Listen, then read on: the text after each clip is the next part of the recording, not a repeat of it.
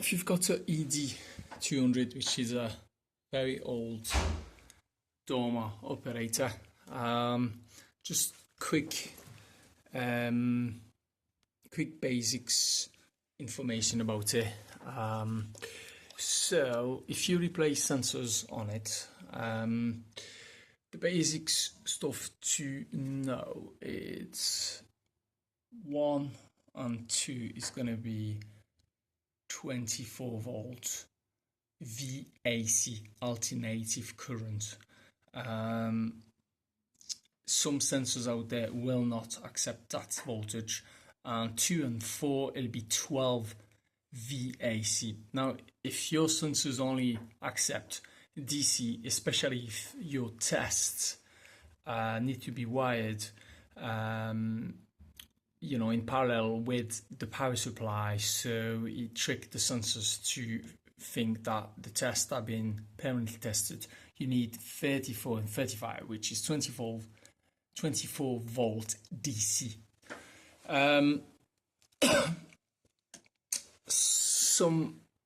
In terms of the opening sensor, it will be wired into 15 and 14, and that's a normally closed contact.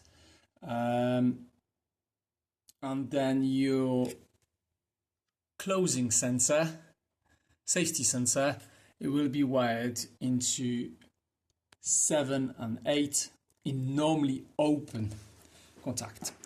Now, in terms of the cam switch, the black cam will actuate the micro switch for the open position. Now the white cam can be wired, and I think originally is wired by default to inhibit the closing safety sensor. So essentially one leg goes to the sensor, the second leg goes to the switch.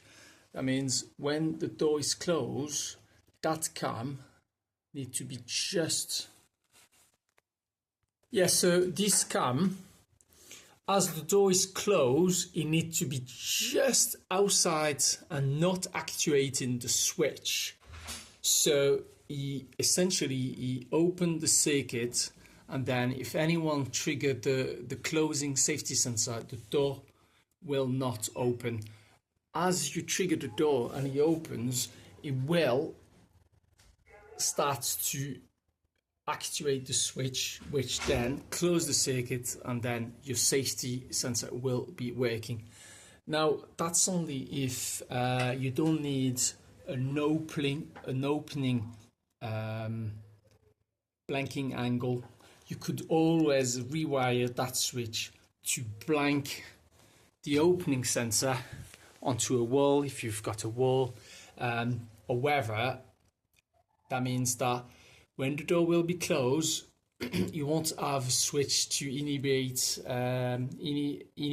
the actual disable the actual closing sensor. So if it's a fully automatic door, that's fine, but if it is a secured door with a maglock, that could potentially cause any issues, because people getting close to the door will trigger the door open. But it's a very old system.